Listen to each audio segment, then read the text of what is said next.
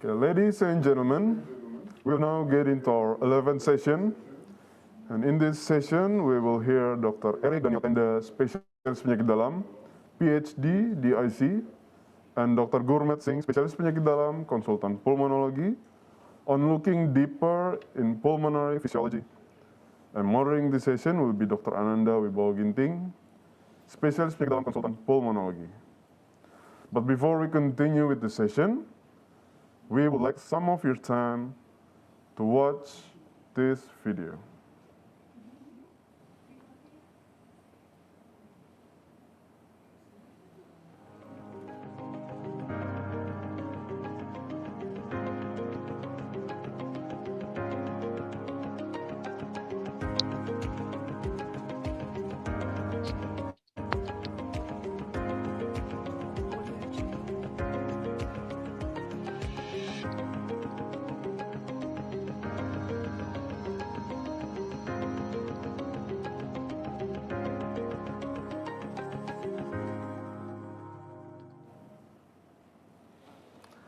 Let's continue our session, ladies and gentlemen. I will now present the moderator for this discussion. The discussion will be moderating by Dr. Ananda Wibowo Ginting, spesialis penyakit dalam, konsultan pulmonologi. Dr. Ananda is a teaching staff at Faculty of Medicine, Universitas Sumatera Utara, Adam Malik Hospital in Medan. Without further ado, Dr. Ananda, the floor is yours.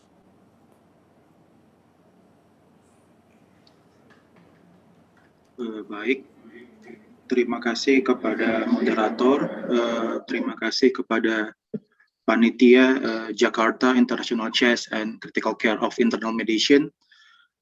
Selamat siang kepada seluruh partisipan. Sekarang kita memasuki sesi ke-9 dengan topik Looking Deeper in Pulmonary Physiology. Perkenalkan, saya Dr. Ananda Ginting yang hari ini sebagai moderator. Dan sesi ini akan menghadirkan dua orang pembicara nasional dan internasional. Yang pertama Dr. Erik Daniel Tenda, internist pulmonologist, Diploma of Imperial College, PhD, dengan judul The Importance of Lung Function Test in Pandemic Era. Dan yang kedua, beliau adalah seorang internist pulmonologist di Rumah Sakit Dr. Cipto Mangunkusumo dengan banyak sekali pengalaman terutama di bidang pulmonologi intervensi. Dan yang kedua adalah Dr. Gurmeet Singh, internist pulmonologist dengan judul Antioxidative Therapeutic Advance in Respiratory Disease. Dr. Gurmeet Singh juga merupakan staf divisi respirologi dan penyakit kritis Departemen Penyakit Dalam Fakultas Kedokteran Universitas Indonesia Rumah Sakit Dr. Cipto Mangunkusumo. Untuk mempersingkat waktu kepada Dr. Erik Daniel Tenda, saya persilahkan dengan hormat. Waktu diberikan adalah 25 menit, Dok. Saya persilahkan.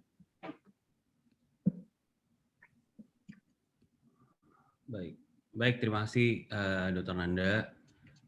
Mudah-mudahan slide saya dan suara saya sudah bisa terdengar ya. Baik, terima kasih. Bismillahirrahmanirrahim. Assalamualaikum warahmatullahi wabarakatuh.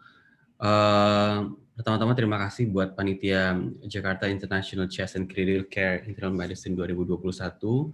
Ini penyelenggaraan tahun ke-9. Sekali lagi selamat sudah sampai di minggu yang kedua ya dalam pelaksanaan JICIM. Pada hari ini saya ingin berbagi sedikit pengalaman saya mengenai lung function, terutama di era pandemi. Namun izinkan saya, Prof, dokter sekalian, untuk kemudian memberikan materi ini untuk mereview sedikit mengenai lung function, karena saya tetap yakin bahwa refreshment gitu ya, atau pembaruan dari apa yang kemudian selama ini sudah kita ketahui, perlu tetap dijaga gitu. Oke. Ya, jadi saat berikutnya tentu when we measure lung function gitu ya, yang kemudian akan diukur adalah kalau dokter lihat gambar yang atau video yang di sebelah kanan, then lung function will measure everything yang kemudian dimasukkan ke dalam sistem respirasi. So all the way dari mulut ke trakea, all the way sampai ke alveoli. Nah, tapi tentu pasti nanti dokter akan tanya, berarti kan ada dead space, is it really necessary buat kita kemudian to measure dead space? Tentu ini nanti akan kita diskusikan, ada beberapa pemeriksaan lung function yang kemudian memang perlu kita ketahui pengukurannya, karena ada beberapa area paru yang juga masuk ke dalam pengukuran lung function test. Oke. So, jadi kalau melihat kemudian fungsi respirasi, sebagaimana yang kita pelajari dulu waktu masih mahasiswa kedokteran, bahwa respirasi itu adalah suatu proses di tubuh yang tujuannya adalah menyalurkan oksigen ke sel dan membuang karbon dioksida. As simple as that. Tentu fungsi respirasi ini akan didukung oleh dua fungsi utama, yaitu inspiration and expiration.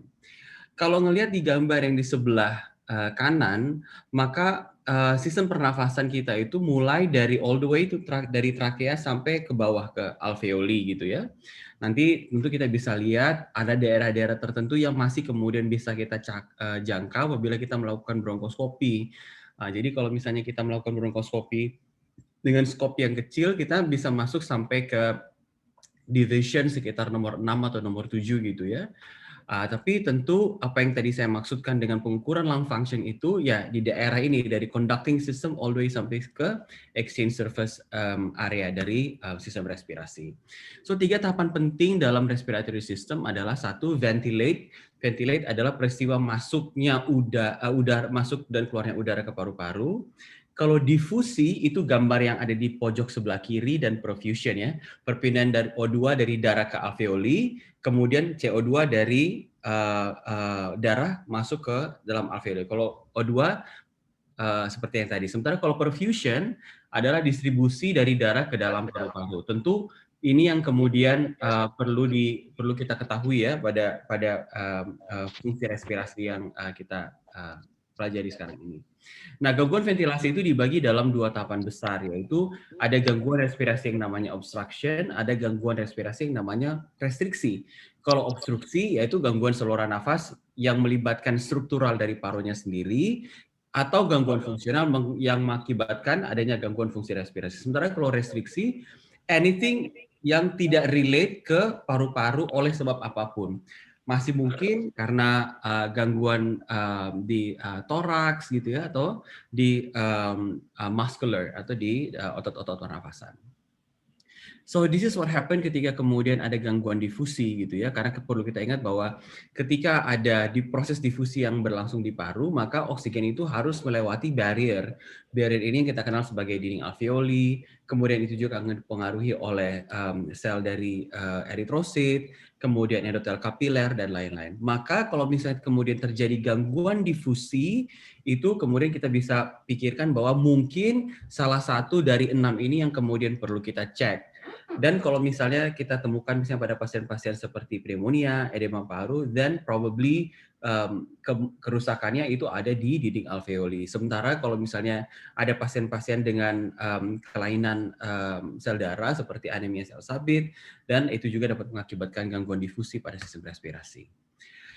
Ada 2 hal penting dalam menilai fungsi perfusi pada pasien dengan gangguan fungsi pernafasan, yaitu ventilation and perfusions.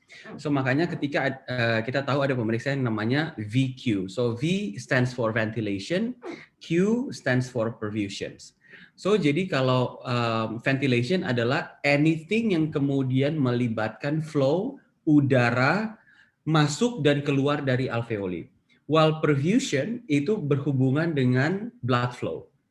So again, alveolar, anything related masuk keluarnya udara ke dalam alveoli, while perfusion pasti itu blood flow karena perfuse. Jadi kalau misalnya ada VQ mismatch, berarti bisa kita ketahui adanya gangguan dari ventilasi dan perfusi. Contoh seperti pasien-pasien COPD itu ada VQ mismatch gitu ya, karena PCO2-nya meningkat, PO2-nya menurun. Contoh seperti yang ini. Jadi dia reduce ventilation. So pada pasien-pasien misalnya seperti dengan COPD, kita tahu apa yang disebut atau ada definisi yang kita kenal dengan airflow limitation. So one of the pivotal signs dari airflow limitation adalah we have gangguan perfusi atau ada VQ mismatch pada pasien COPD. Oke, ya. Next, ini saya izinkan saya untuk refresh sedikit ya, Prof, dokter sekalian. Nah ini sama seperti yang tadi. Jadi if there is a shunting pada paru-paru pasien begitu ya, yang mengakibatkan adanya gangguan difusi karena shunting ini dapat mengakibatkan gangguan perfusi begitu. Jadi di sini saya sebutkan decreased diffusion pada pasien-pasien bisa seperti COPD emphysema itu dapat mengakibatkan adanya limitasi dari pertukaran gas terutama oksigen during exercise. Jadi makanya kalau pada pasien-pasien PPOK kita ingat ada satu terminologi yang pasti Prof dan Dokter ketahui dengan dynamic hyperinflation. Jadi ketika dia malah exercise, maka gangguan difusi itu akan menjadi semakin berat. So itu yang disebut dengan dynamic hyperinflation due to perfusion disturbances pada pasien dengan PPOK misalnya. Oke. So jadi kita tadi udah kenal ventilasi, udah kenal perfusi, udah kenal difusi. Jadi how to best measure lung function terutama di era pandemi ini gitu ya. Kita lihat sendiri, kita tahu ada spirometri, kita tahu juga ada body plethysmography, kita tahu juga ada cardiopulmonary exercise test dan pemeriksaan-pemeriksaan lainnya. So apa lung function sih sebenarnya? Lung function itu adalah satu aparatus atau alat yang digunakan untuk melihat fungsi fisiologi dari sistem pernafasan, baik itu fungsi fisiologi maupun fungsi patologi. Kalau misalnya dia ada kelainan, tentu kita akan melihat apakah ada kelainan struktural atau ada kelainan seperti yang tadi ventilasi, difusi maupun perfusi pada paru-paru. Nah, yang paling simpel yang kemudian bisa dilakukan adalah dengan menggunakan spirometer, gitu ya. Nah, indikasi umum yang kemudian kita ketahui untuk dapat dilakukan spirometri adalah pertama, if you want to evaluate symptoms atau sign atau diagnosis atau ingin menegakkan diagnosis di saat pertama termasuk memastikan diagnosis yang kita suspek atau menyingkirkan diagnosis banding gitu ya. Jadi that's the primary indication untuk spirometry. Selain itu kita juga biasanya melakukan spirometri pada pasien-pasien preoperatif gitu. Tapi sebenarnya honestly speaking we don't need to do lung function test for every patient yang akan dilakukan pemeriksaan atau akan dilakukan tindakan operatif. Ada tindakan-tindakan operasi yang kemudian betul kita perlu melihat fungsi fungsional dari paru gitu ya. Misalnya tindakan lobectomy, then we need to do spirometry. Tapi ada juga tindakan yang memang kita tidak perlu melakukan spirometry. In some centers beberapa waktu lalu masih kemudian melakukan pemeriksaan spirometri untuk semua tindakan gitu ya. Tapi sebenarnya tujuannya mungkin lebih ke karena ini sentra pendidikan dan we are hoping untuk kemudian bisa menggunakan kasus-kasus ini untuk jadi pelajaran buat adik-adik yang koas maupun PPDS gitu. Selain itu indikasinya bisa juga untuk monitoring, bisa juga untuk melihat evaluasi dari treatment yang kita berikan seperti pada pasien asma maupun PPOK. Oke, selain itu tentu untuk kebutuhan penelitian dan lain-lain. Nah, sekarang gimana nih di saat pandemi? Di saat pandemi, apakah bisa untuk kita lakukan spirometry? Ini saya sengaja taruh di dalam box merah, because we need to cautiously understand tentang penggunaan spirometer in pandemic. Kenapa begitu? Karena di pemeriksaan spirometri kita akan meminta pasiennya untuk melakukan ekspirasi paksa. Then if we not screen the patient properly, kalau kita nggak screen pasiennya secara benar, maka kemudian kita dapat mengakibatkan adanya tindakan yang namanya aerosol generalized procedures. Nah, jadi kalau misalnya seperti itu, maka kita akan membuat diri pemeriksa, pasien maupun pasien berikutnya akan mungkin terpapar SARS-CoV-2.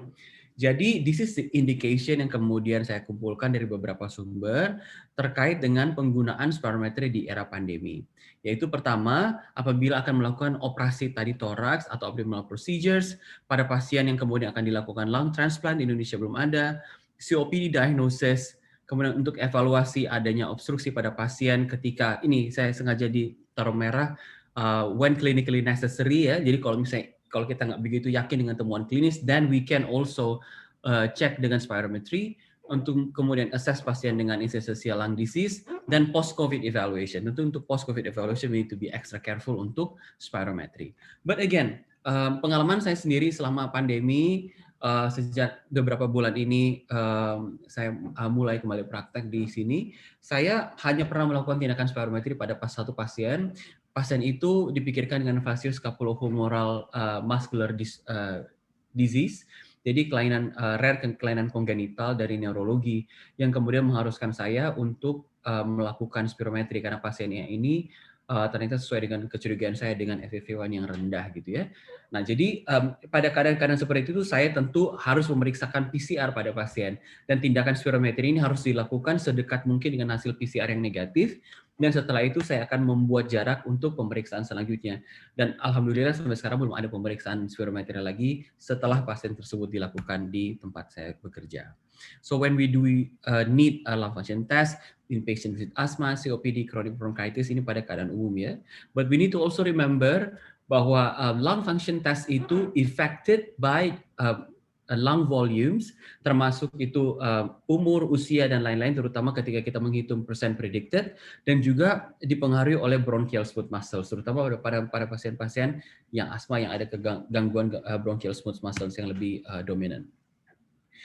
Sedikit mengenai lung volume, saya rasa semua kita sudah mengetahui tentang tidal volume, inspiratory reserve volume, dan lain-lain. Saya cuma mau highlight sedikit saja. Jadi volume tidal itu yang ini, itu volume jumlah udara yang masuk keluar dalam pernafasan biasa. Jadi bukan paksa.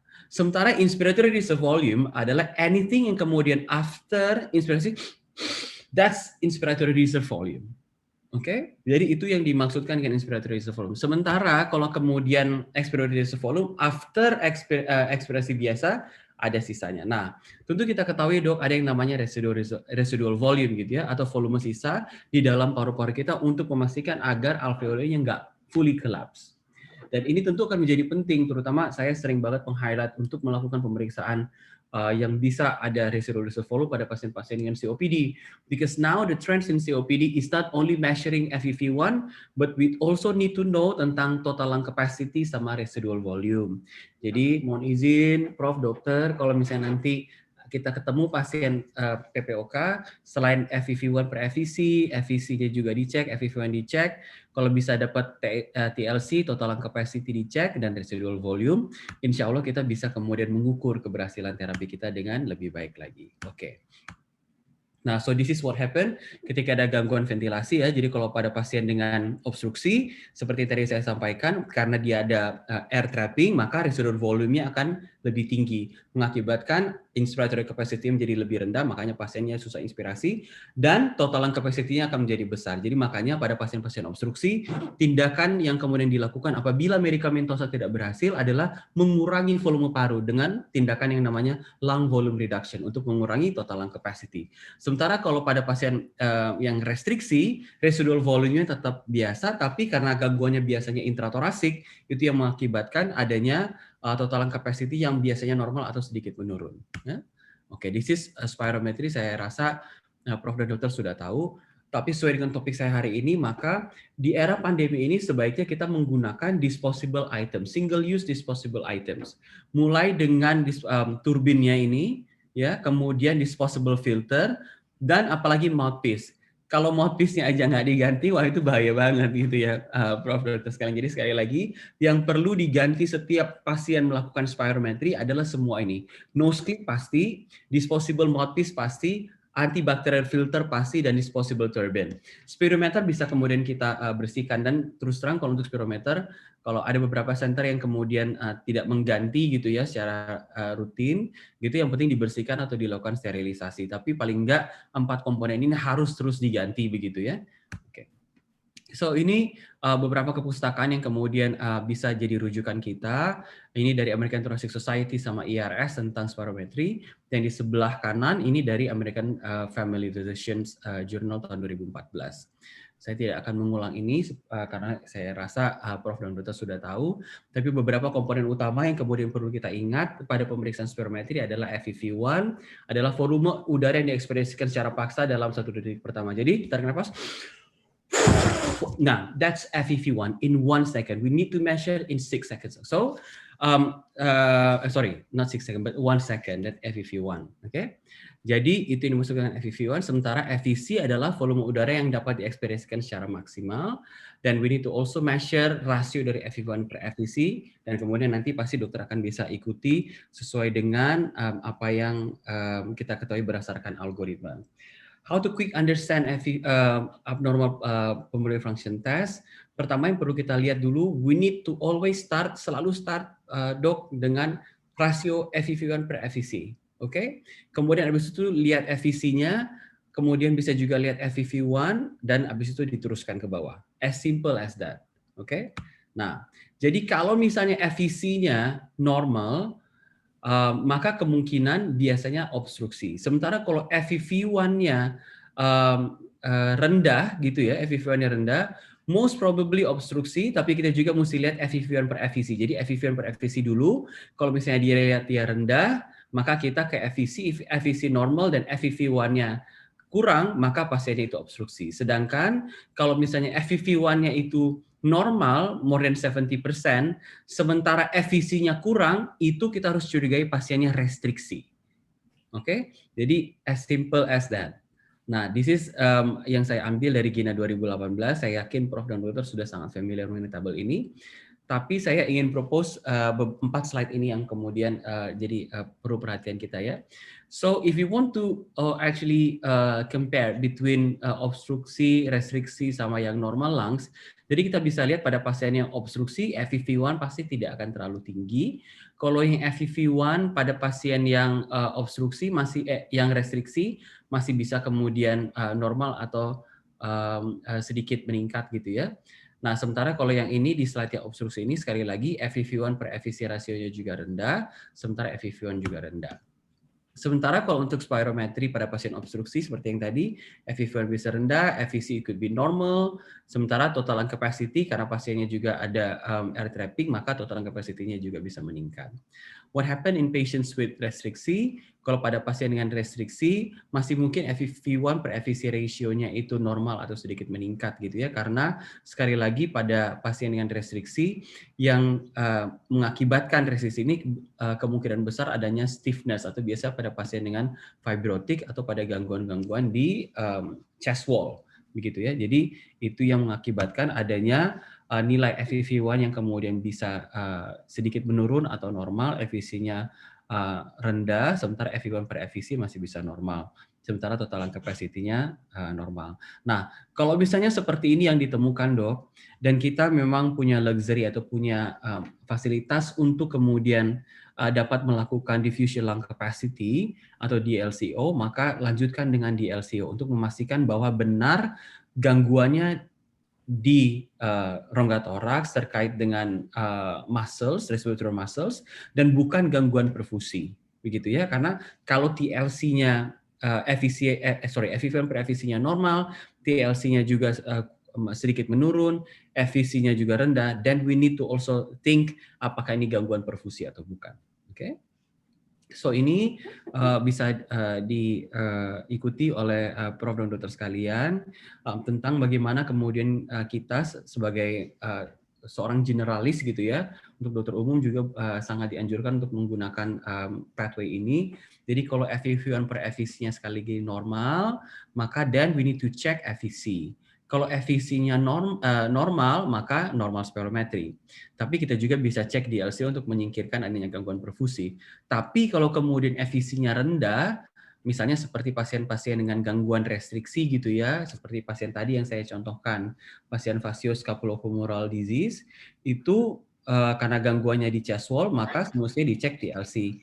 Dan all the way turun ke bawah untuk memastikan bahwa betul dia chest wall limitation yang mengakibatkan gangguan restriksi pada lung function test. Sementara kalau pada pasien PPOK kita lihat FEV1 per FVC-nya low, FVC-nya juga kemudian akhirnya low. Kalau misalnya TLC-nya kemudian meningkat atau meningkat, maka atau normal, maka kita harus memikirkan bahwa ini obstruksi dengan ada komponen air trapping. Setelah itu kita kemudian bisa melihat apakah dia ada gangguan difusi atau tidak. Pada pasien severe emphysema, DLCO juga pasti low, maka kita bisa yakin betul pasien ini PPOK dengan emphysema.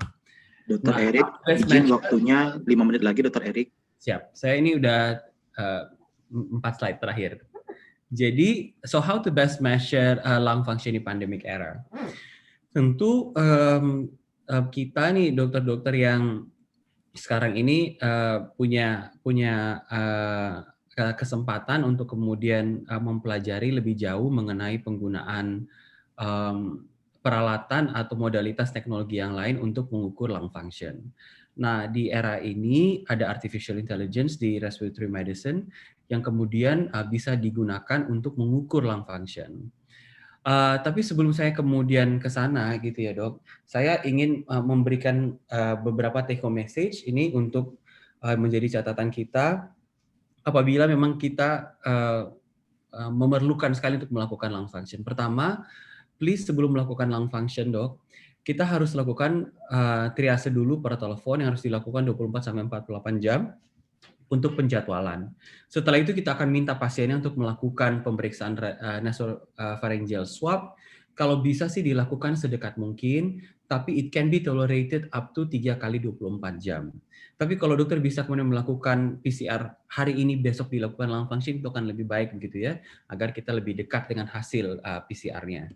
Kemudian we need to also remind the patients untuk keep the social distance. Nggak boleh ada orang yang kemudian mengikuti pasien masuk ke dalam ruang pemeriksaan atau ruang tunggu. Selain itu, lung physiologist atau kita sebagai dokter yang melakukan pemeriksaan harus berdiri 1,5 meter away dari pasien, terutama ketika pasien melakukan manuver paksa. Begitu. Selain itu, selama berada di ruang tunggu, termasuk kita harus pakai surgical mask untuk pemeriksa, kita harus pakai N95 dan menggunakan yang di bawah tadi ini ya, FFP atau PPE yang untuk aerosol generating procedures. Jadi kalau bisa yang level 3. Hand hygiene harus dilakukan dan ruangan termasuk kit instrumen yang kemudian dipegang, digunakan sama pasien harus dilakukan sanitasi. So saya balik lagi ke tentang penggunaan artificial intelligence. This is part of my PhD thesis.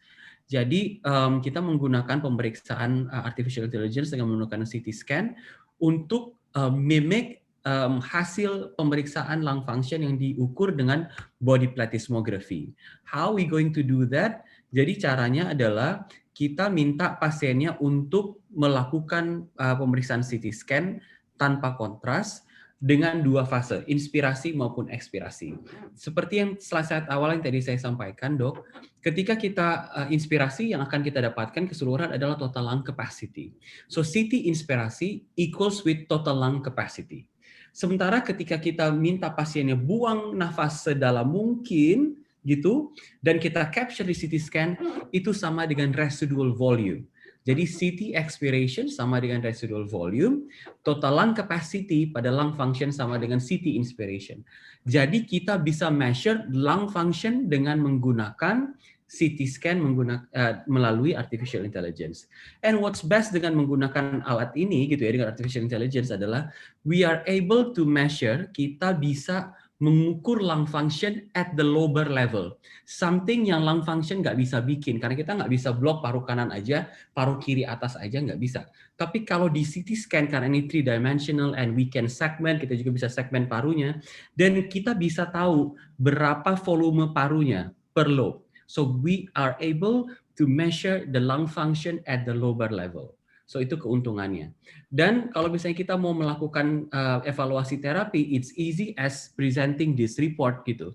Karena dari sini saya bisa membandingkan berapa volume sebelum dan sesudah pengobatan. Apakah tercapai tidak nih yang namanya minimally clinically important difference pada pasien PPOK misalnya. Kita mau pada pasien PPOK total lung capacity-nya untuk bisa mengakibatkan perbaikan klinis itu harus kurang dari 350 cc. Jadi contoh seperti pasien ini yang kemudian deltanya 582, saya bisa sure bahwa keberhasilan terapi ini sudah tercapai karena terdapat penurunan total lung capacity lebih dari angka minimal untuk dapat mengakibatkan perbaikan klinis yang namanya MCID itu, karena sudah lebih dari 350 ini 582. Memang betul dokter, belum semua rumah sakit kemudian dapat menyediakan artificial intelligence untuk ini. Kami dari FKUI Mary tentu akan sangat senang hati apabila ada prof dokter sekalian ingin bekerja sama untuk pemeriksaan ini. Ini slide saya yang terakhir, Dokter Nanda.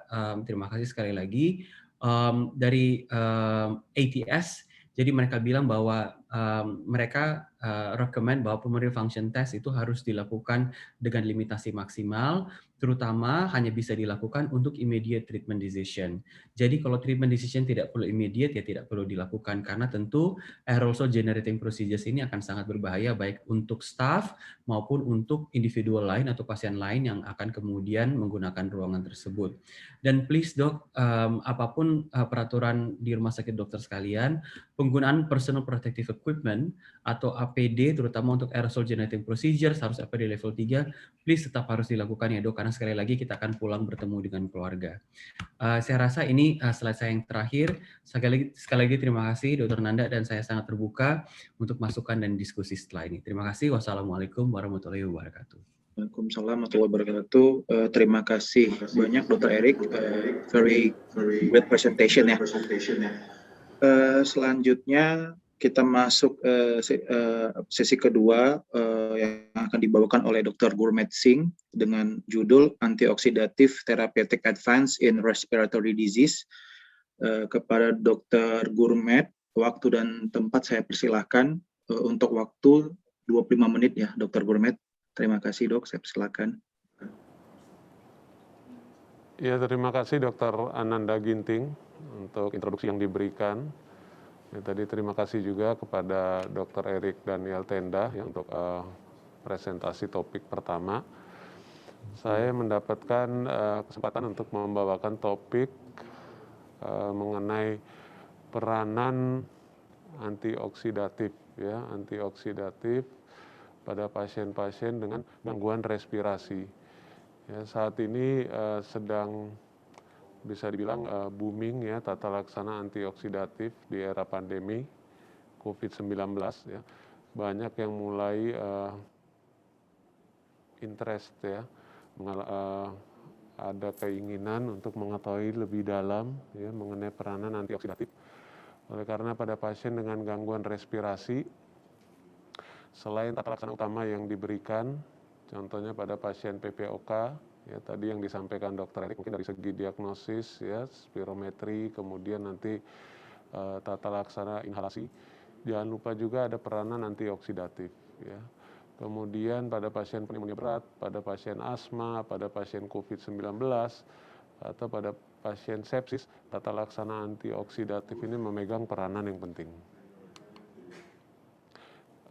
Di sini dikatakan bahwa paru merupakan salah satu organ ya, yang paling beresiko ya untuk terkenanya paparan stres oksidatif dari lingkungan. Ya, kita tahu paparan polusi udara, kemudian asap rokok, ya kemudian polusi juga di lingkungan bekerja, ya itu akan meningkatkan kadar stres oksidatif di dalam jaringan paru. Ada dua imun response pada saat terjadi infeksi, ada sistem innate ya dan juga sistem adaptif, di mana sistem innate itu alveolar macrophage ini memegang peranan penting ya. Jadi begitu ada cedera ya atau ada injury yang terjadi, alveolar macrophage sebagai lini depan dari innate respon itu akan teraktivasi ya, sehingga jumlah dan fungsi alveolar macrophage ini memegang peranan penting ya. Apakah nanti injury tersebut akan diselesaikan oleh sistem innate ya, atau nanti lanjut ke teraktivasinya sistem adaptif ya. Di sana akan berperan berbagai macam sitokain ya, kemudian CD4, CD8 ya, dan T helper cell, sehingga di sini juga dikatakan eksesif ya, makin banyaknya reaktif oksigen species ya, production-nya itu tergantung dari peranan alveolar macrophage. Apakah nanti terjadi kerusakan parenkim paru yang lebih lanjut atau di sana terjadi repair dan perbaikan. Ini ada berbagai macam sumber reaktif oksigen species, bisa berasal dari lingkungan ya.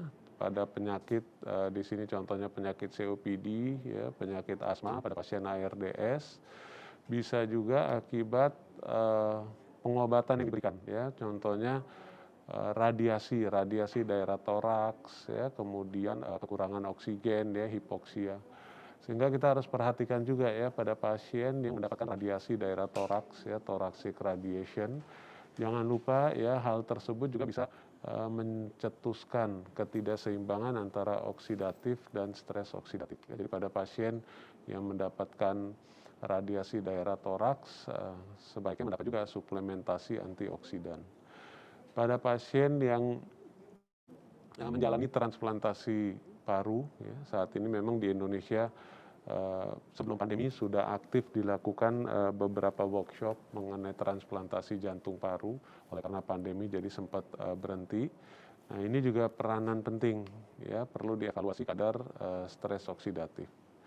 Kemudian pada penyakit gastrointestinal, ya, atau pada pasien yang mendapatkan bleomycin, ya, kita tahu bleomycin ini salah satu chemotherapy agent, ya, terutama pada pasien dengan seminoma, ya. Saya beberapa kali mendapatkan pasien, ya, seminoma pasca kemoterapi dengan bleomycin kemudian muncul, ya, kelainan pneumonitis.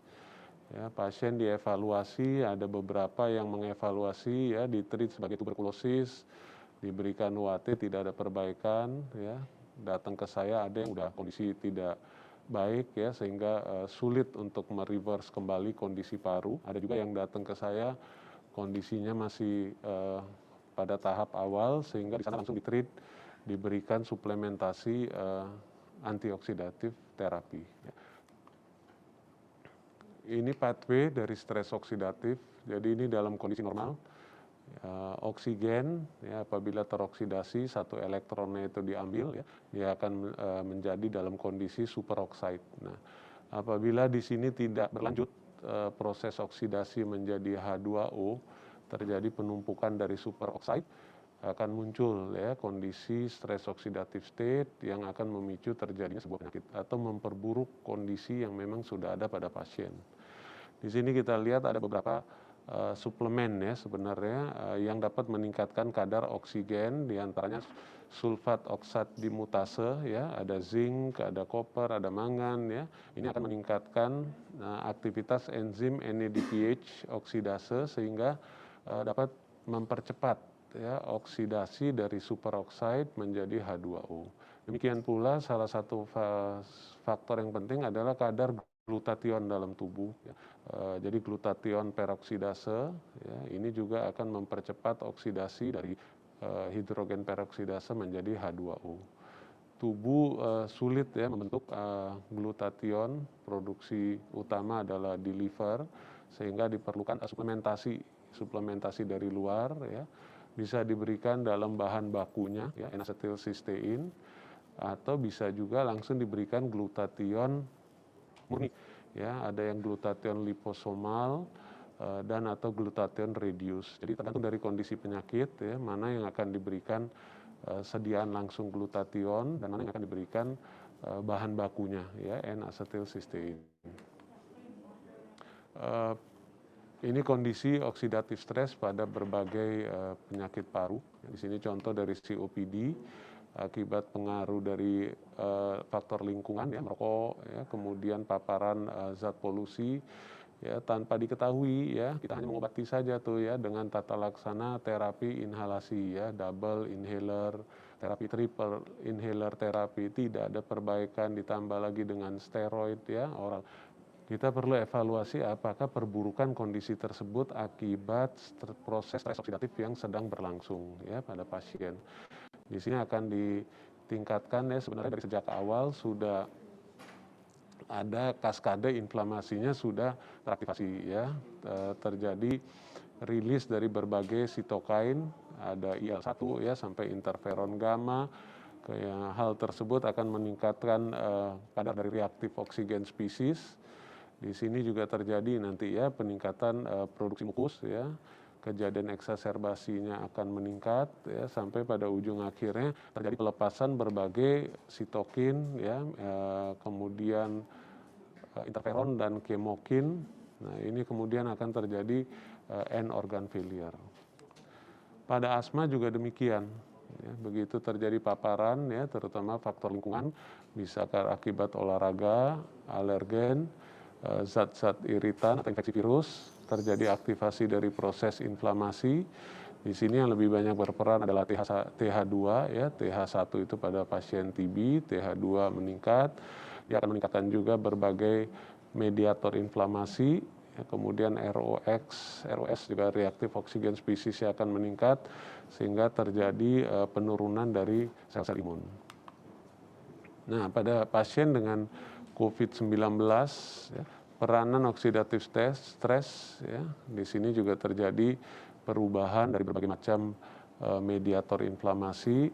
Di sini sebenarnya ada banyak ya, mulai dari IL-6 sampai dengan GCF ya. Namun saat ini yang diklaim mediator inflamasi yang berperan pada COVID-19 adalah IL-6, IL-1 dan TNF-alpha ya. Apabila keseimbangan ini tidak segera diperbaiki, ya, pasien akan jatuh dalam multi organ failure. Jadi kita obati ya kan viral ya, kita obati kemudian dengan anti IL-6, namun perlu juga beberapa suplementasi ya untuk mempertahankan kadar glutathione dalam tubuhnya tetap optimal ya, kemudian diberikan juga zinc ya, sehingga kadar sulfat oktat dimutasenya juga dalam kondisi yang baik ya, sehingga dia akan mencegah atau mempercepat ya proses oksidatif dari oksigen kemudian menjadi H2O. Ini gambaran skematis dari fungsi AT2 ya. Kita tahu pada infeksi COVID-19 yang target itu adalah ACE2 inhibitor. Dalam kondisi normal adalah AT2 ya, dia akan dirubah menjadi AT1 AT17 oleh ACE2 sehingga tanda ini tidak terjadi ya, tidak terjadi penumpukan superoxide. Pada infeksi COVID-19 oleh karena ACE2-nya itu langsung terikat ya dengan virus, jadi proses ini tidak terjadi. Justru yang terjadi adalah AT2 langsung diubah ya, teroksidasi ya, dia akan mempercepat produksi dari superoxide. Sehingga kadar stres oksidatif ya pada pasien COVID-19 memang dikatakan baik yang mild, moderate ya, apalagi yang kritikal itu terjadi penumpukan dari reaktif oksigen spesies. Nah, bagaimana stres oksidatif ini dia menstimulasi ya badai sitokin ya dan juga trombosis. Ini dalam kondisi normal kalau dilihat dari yang sebelah kiri ya. Di sini ada alveolus ya, kemudian ada endotel ya. Ini junction atau ikatannya ini kuat ya, sehingga tidak terjadi eksudasi dari sel-sel yang di dalam pembuluh darah ini masuk ke dalam alveolus ya. Yang terjadi adalah hanya difusi ya dari O2 dan CO2, proses tetap berlangsung. Nah, begitu terjadi kerusakan disfungsi endotel ya, di sini water expression-nya itu akan meningkat ya, dan juga terjadi leaky capillary syndrome ya, di mana terjadi eksudasi dari berbagai sel-sel inflamasi terutama neutrofil ya. Dia akan influx masuk ke dalam alveolus. Nah, di sini akan terjadi berbagai macam proses inflamasi ya, eksudatif, sehingga bisa dikatakan sebagai wet lung ya. Proses difusi, proses oksigenasinya akan terganggu.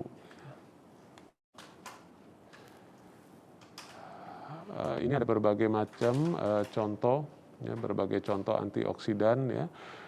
Bisa dibaca aja ya, apa saja ada dari beta karotin ya, kemudian dari vitamin C ya, vitamin E, dan ada juga N-asetil sistein ya. Memang sulit kalau untuk mengkonsumsi semua macam ini multivitamin ya, sehingga mungkin yang key-nya saja ya, yang kunci utamanya ya, tadi di slide sebelumnya sudah saya sampaikan, kunci utamanya ada sulfat oktat dimutase ya, di mana zinc itu salah satu prekursor ya untuk NADPH dan juga N-asetilsistein sebagai prekursor glutathione peroksidase. Nah, antioksidan untuk respiratory diseases ya. Ini ada penelitian di Korea ya. Ini efektivitas dari pemberian antioksidan ya, antioksidan vitamin pada lung function pasien ya, PPOK. Ya, ini berdasarkan gender dan status merokok. Di sini bisa dilihat mereka men-screening awal dari 65.000 subjek ya, sampai akhirnya yang ikut itu sekitar 21.000 ya, tentu saja dengan berbagai kriteria inklusi dan eksklusi. Nah, mereka mendapatkan ini yang A ini kelompok laki-laki ya, kemudian yang B kelompok perempuan. Nah, kalau dilihat di sini yang smoker, non-smoker, baik yang A dan B, untuk kelompok perempuan ya, itu tidak ada perbedaan ya, baik pada yang kuintil 1 itu dosis vitamin A, karotin, vitamin C-nya itu lebih rendah ya, dosis kecil sampai dosis maksimal pada kuintil 5. Untuk yang perempuan itu tidak ada perbedaan ya antara dosis vitamin A, karotin dan vitamin C baik yang smoker maupun non smoker ya terhadap pada yang smoker terhadap kejadian resiko COPD ya. Sedangkan pada yang laki-laki dilihat konsumsi vitamin A kuintil 5 dosis tinggi ya yang smoker ya dan juga karotin ya vitamin C bahkan pada kuintil 4 ini bisa menurunkan ya resiko terjadinya COPD ya, menurunkan resiko bukan menghilangkan resiko. Jadi konklusi ya dari studi ini mereka melihat juga pada perubahan FEV1 ya pasien COPD yang merokok pack per year ya kurang dari 20 dan lebih dari 20. Di sini dilihat memang terjadi penurunan ya signifikan dari FEV 1 detik terutama pada yang merokoknya itu lebih dari 20 pak ya per tahun. Baik yang mengkonsumsi vitamin A, karotin dan vit C. Konklusi dari studi ini mereka mendapatkan bahwa memang ada hubungan ya asosiasi yang kuat antara antioksidan vitamin ya kan ya konsumsi antioksidan vitamin dan resiko kejadian COPD pada pasien atau populasi laki-laki ya yang perokok. Pada perempuan tadi slide sebelumnya sudah saya tunjukkan tidak ada perbedaan signifikan. Namun tetap saja perlu ya evaluasi ke depannya dengan penelitian mungkin yang lebih randomize ya. Nah ini ada N-asetilsistein ya bahan baku untuk membentuk glutathione ya sebagai prekursor glutathione peroksidase. Ada sediaan IV ya, ada sediaan tablet biasa 200 dan ada juga yang effervescent. Jadi kesehatan itu sebenarnya kalau dilihat ya dari penelitian ini merupakan keseimbangan ya antara oksidatif dan stres oksidatif. Ada manfaat dari N-asetilsistein, satu sebagai mempunyai efek mukolitik ya dan kedua dia poten antioksidan ya. Sehingga N-asetilsistein ini akan mencegah ya kerusakan paru terhadap stres oksidatif ya, baik pada penyakit PPOK ya, penyakit asma, penyakit ARDS ya, atau bahkan pada subjek yang tanpa penyakit ya, tetap saja memberikan benefit yang potensial. Pada COVID-19 ya, ini ada satu review artikel. Jadi selain tata laksana utama yang diberikan ya, antiviral, kemudian steroid dan juga vitamin D atau obat-obatan lain. Nah, di sini dilihat pada stage 1, 2, 3 itu untuk pada fase yang imunosupresi ya, terutama viral replication yang meningkat dan juga pada hyperinflammation syndrome. Di sini bisa dilihat zinc dan NAC ya tetap masuk di dalam ketiga stage penyakit tersebut ya. Selain tentu saja tata laksana utama ya. Kalau kita tahu kalau pada dexamethasone kan pada stadium awal tidak diberikan ya. Beda nih kalau dilihat NAC pada ketiga stadium penyakit dapat diberikan ya. Begitu pula dengan zinc. Nah, ini N-asetilsistein pada pasien COVID-19 terdapat berbagai macam review artikel dan juga ada penelitian randomized control trial baik yang sudah selesai maupun yang ongoing ya. Di sini bisa dilihat pada kondisi yang mild ya, pasien intake masih baik bisa diberikan yang sediaan 600 mg ya. Baik pada yang pneumonia ringan sampai yang multi organ failure, di sini ada peranan diberikannya NAC. Ada yang dosisnya 1.200 ya, bahkan sampai dosis yang tinggi ya 150 mg per hari. Tentu saja bukan untuk mengobati ya, namun untuk menekan proses stres oksidatif sehingga tidak terjadi tadi yang saya sudah sampaikan cytokine storm ya, tidak terjadi atau menurunkan ya kejadian trombosis pada pasien COVID-19. Pada influenza, ya, ini ada penelitian tahun 1997, studi multisenter di Italia, 20 center, ya, pasiennya 262, diberikan N-asetilsistein 1.200 mg per hari. Ya. Kesimpulannya pada kelompok ini adalah pada placebo itu kejadian simptom influenzanya itu hampir 80%, ya, dibandingkan pada kelompok terapi itu hanya sekitar 25% subjek yang mengalami simptom. Ya, jadi konklusi dari penelitian ini, NAC mengurangi gejala, ya, namun tidak mencegah, ya. Jadi pasien atau subjek yang mendapatkan N-asetilsistein 600 mg per hari apabila terkena infeksi virus influenza akan memberikan gejala yang ringan, ya. Sehingga ya diharapkan tidak sampai memerlukan perawatan di rumah sakit. Ya.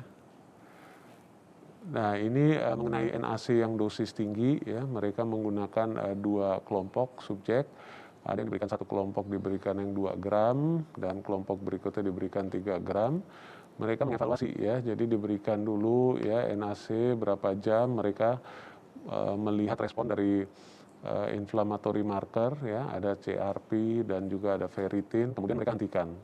Di sini bisa dilihat pada saat diberikan terapi NAC itu penanda inflamasinya itu menurun, ya, signifikan CRP dan ferritin. Begitu infus atau drip NAC dihentikan, penanda infeksi akan meningkat kembali, ya. Di sini juga dilihat, ya, sudah dinyatakan oleh mereka, kemudian begitu dihentikan akan terjadi peningkatan CRP dan ferritin, begitu di restart atau diberikan kembali terjadi penurunan, ya, pada angka CRP dan ferritin. Jadi mereka mendapatkan juga kesimpulan, ya, atau evaluasi bahwa pemberian NAC intravena itu dapat mempercepat, ya, penghentian ECMO dan juga pasien lebih banyak yang discharge dari rumah sakit, ya. Pada pasien ARDS, ya, ini sebenarnya ARDS yang non COVID. Di sini dilihat bahwa pemberian NAC, ya, dosis yang mereka gunakan adalah 5 gram. Itu dapat mengurangi lama rawat di ICU, ya, pada pasien-pasien ARDS sebesar 21,8%, ya, sehingga pada kondisi pandemi, ya, di mana dibutuhkan perawatan pasien yang kritikal di ICU, ya, tidak terjadi penumpukan pasien, sehingga kalau pasien ventilator free days-nya atau discharge dari ICU-nya itu akan lebih cepat, tentu saja mobilisasi pasien COVID-19 yang merupakan perawatan di ICU akan lebih baik, ya. Ini juga ada penelitian yang baru, ya, pemberian NAC, ya, sebagai tata laksana tambahan, ya, pada pasien moderate COVID-19. Di sini mereka membagi 2 kelompok, ya, ada N46, ya, 1 kelompok diberikan NAC 1,2 gram sampai 1,5 gram miligram, ya, 1,5 gram per hari, dibandingkan dengan kelompok lain yang hanya mendapatkan tata laksana COVID-19 yang reguler, ya, sesuai protokol. Nah, ini hasilnya adalah pada pasien yang kelompok yang mendapatkan terapi NAC, ya, 1,2 sampai 1,5 gram per hari itu terjadi penurunan, ya, penurunan yang bermakna secara statistik, ya, mulai dari peningkatan saturasi oksigen itu lebih cepat, ya, peningkatan oxygenation index, kemudian kerusakan jaringan parunya juga lebih sedikit, dan juga penurunan dari berbagai marker inflamasi, ya. Di sini dikatakan C-reactive protein, dan juga lama rawat di rumah sakitnya itu lebih singkat, ya, dibandingkan dengan pasien yang hanya mendapatkan standard treatment group. Berbagai penelitian mengenai NAC sedang ongoing, ada juga yang sudah selesai, namun mungkin masih dalam peer review, ya, jadi belum teraccepted. Di sini mulai dari dosis NAC yang 6 gram, ya, 6 gram per hari, sampai dengan dosis yang lebih tinggi, ya, mereka mengevaluasi. Tentu saja kami juga sedang menunggu nih hasil dari penelitian-penelitian tersebut ya.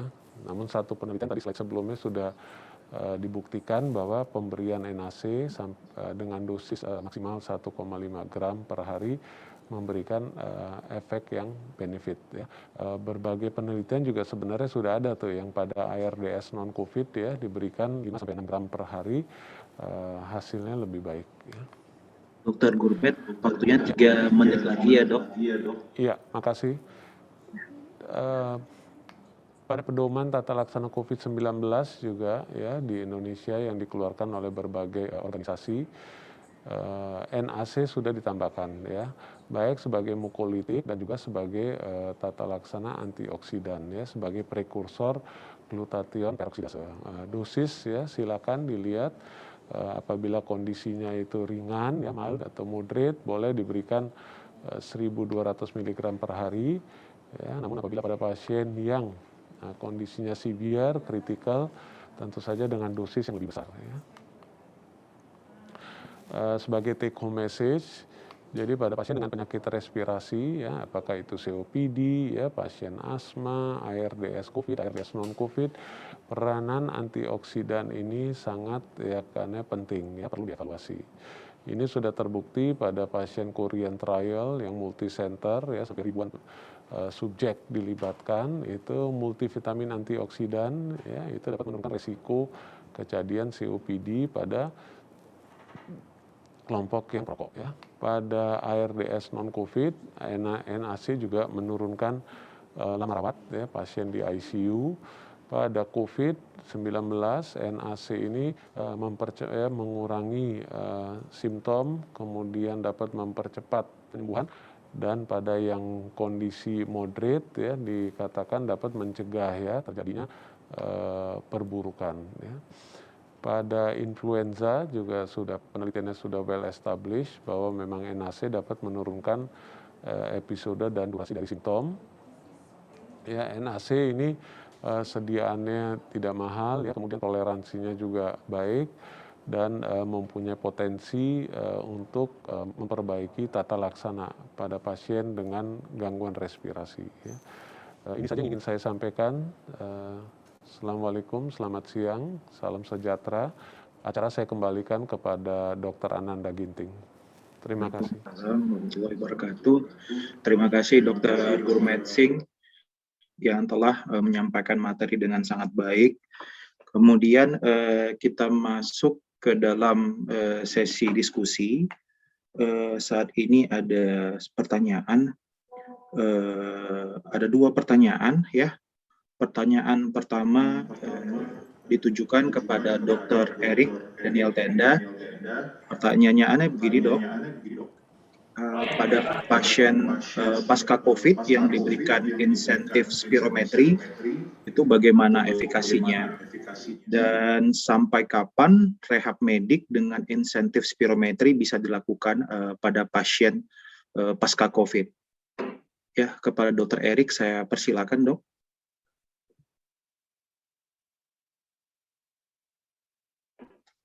Dr. Erik, mohon maaf, mic-nya belum. Ya.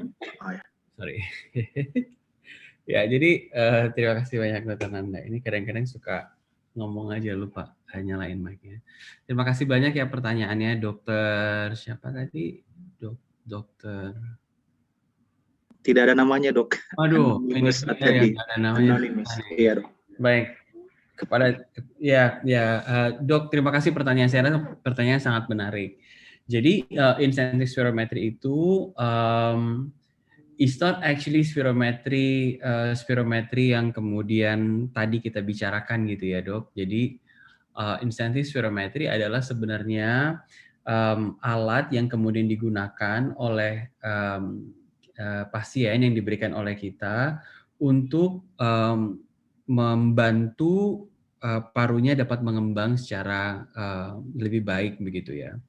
But please bear in mind bahwa perlu diingat, kalau kita kemudian mau memberikan insentif spirometri, maka ya pasti kita nggak akan dapat hasilnya. Semua seperti spirometri ya, itu kita udah tahu lah ya, karena nggak ada ukurannya. Tapi memang gerakannya sama seperti atau instruksinya sama seperti kita menggunakan spirometri.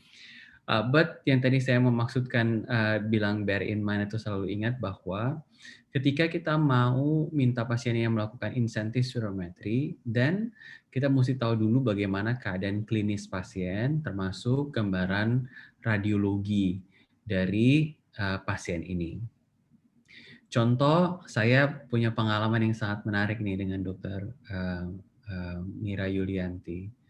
Nah, jadi pada pasien-pasien yang kemudian post-COVID, yang kemudian kita minta rehabilitasi atau menggunakan insentif spirometri, yang kemudian perlu kita ingat bahwa kita perlu kemudian memberitahukan ke pasiennya bahwa jangan kemudian melakukan insentif spirometri itu dengan sama seperti kita mau melakukan pemeriksaan FEV1 paksa gitu ya. Karena kalau misalnya kita mau melakukan sama seperti insentif spirometri dengan ekspresi paksa begitu, dengan modal paru yang post-COVID, terutama post-COVID severe gitu ya misalnya, maka then we can probably exacerbate atau we can triggers adanya pneumothorax pada pasien. Alright, so please be careful. Yes, insentif spirometri dapat dilakukan, membantu penyembuhan gitu ya, terutama untuk memastikan bahwa fisiologi parunya bisa paling tidak kembali bertahap gitu ya sebelum sakit. Tapi we also need to know bagaimana keadaan paru pasiennya gitu. Apakah parunya lesinya luas, udah gambaran crazy paving-nya berat banget gitu ya dengan ground glass opacity. Ya tentu hati-hati untuk rehabilitasi maupun insentif spirometri, karena sekali lagi it can triggers pneumothorax pada pasien. Oke. Demikian Dokter Ananda. Ya, terima kasih kepada Dr. Erik, penjelasannya sudah sangat jelas ya. Ya. Kemudian selanjutnya Dokter Gurmet bisa nambahin Dokter ya, Gurmet, karena ya nggak tahu ya, saya sama Dokter Mira pernah ketemu pasien seperti itu. Jadi kita nggak akan pernah lupa. Jadi mudah-mudahan mungkin Dokter Gurmet lebih banyak pengalamannya pasti untuk itu. Iya, makasih Dokter Erik. Jadi tadi udah lengkap ya dijawab Dokter Erik mengenai insentif spirometri. Ya. Saya hanya ingin menambahkan pada semua pasien ya, sebenarnya pada pasien paru ya, baik yang mengalami operasi ya, post operasi ya, atau pada pasien contohnya tuberkulosis ya, dan juga pada pasien COVID-19. Insentif spirometri itu juga memegang peranan penting ya. Salah satu hal yang kalau memang bisa dikerjakan ya, itu akan membantu ya untuk meningkatkan endurance ya dari lung parenchyma. Itu sih tentu saja harus didiskusikan ya dengan tim medis ya, baik dokter maupun dari perawatan mengenai cara melakukan insentif spirometri. Dan tadi sudah disampaikan Dokter Erik ya, untuk mencegah pneumothorax jangan dilakukan atau target yang ingin dicapai itu terlalu cepat ya, dalam waktu yang cepat ya, ada bertahap. Kalau kita perlu sih minimal itu kan 2 liter ya, yang 2000 cc dari insentif spirometri yang bisa dicapai ya, bertahap saja ya, apakah dalam seminggu ya atau 2 minggu. Namun insentif spirometri itu salah satu tool ya yang dapat memberikan ini juga add-on terapi ya pada pasien post operatif thoracic surgery atau pasien tuberkulosis dan juga berbagai macam pasien dengan diffuse lung disease. Ya. Terima kasih. Terima kasih banyak. Ya, baik. Terima kasih Dokter Gurmet atas tambahannya. Ya, selanjutnya ini ada beberapa pertanyaan ya kepada Dokter Gurmet. Pertanyaan pertama dari Francisca Apom Fires. Apakah terdapat perbedaan signifikan untuk waktu recovery pasien pneumonia akibat COVID yang mendapat terapi asetilsistein? Kemudian langsung saya gabung dengan pertanyaan kedua, apakah ada efek samping ya mengenai pemberian asetilsistein pada pneumonia akibat COVID, atau ada hal-hal yang penting dipantau pada pasien pneumonia selama mendapat terapi asetilsistein? Silakan Dokter Gurmet.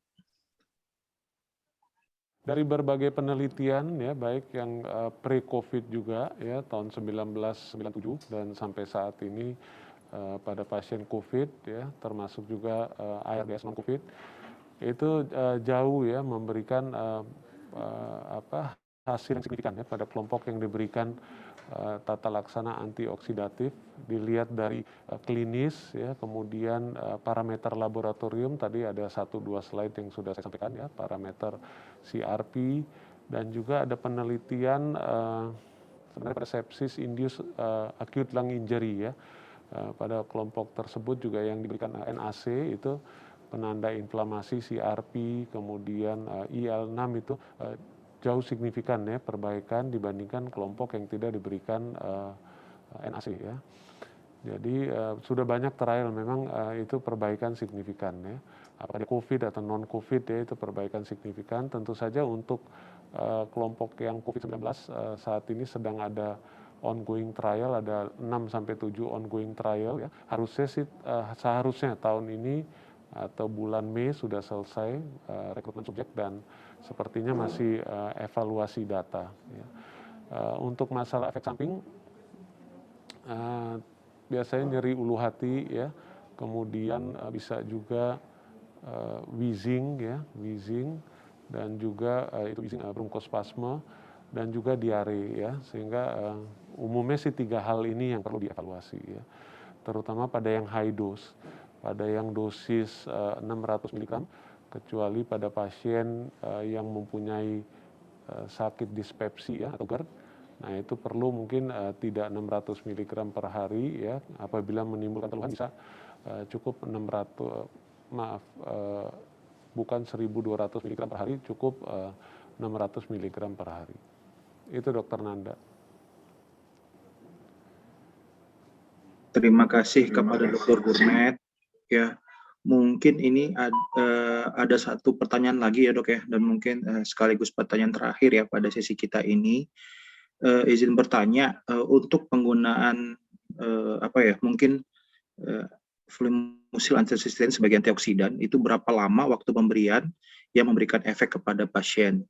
Dan apakah pada pasien COPD ya, atau mungkin pasien penyakit paru kronis dengan gejala yang berulang harus merutinkan penggunaan antioksidan? Terima kasih. Mungkin dari Dr. Gurmet dulu ya. Ya, makasih Dr. Nanda. Ya. Untuk pasien COPD ya, terutama pada pasien COPD sudah ada penelitian yang skala besar ya, Pantheon Study. Itu mereka mengevaluasi ya selama 1 tahun pasien COPD diberikan NAC yang effervescent ya, 2 kali 600 mg per hari selama 1 tahun, itu kejadian eksaserbasi lebih rendah, ya, jauh lebih rendah ya, dibandingkan dengan kelompok yang tidak diberikan NAC. Jadi itu sudah terbukti ya. Dan pada pasien COVID-19 ya sesegera mungkin ya, pada pasien terutama yang severe ya, critical, sesegera mungkin diberikan drip dengan NAC.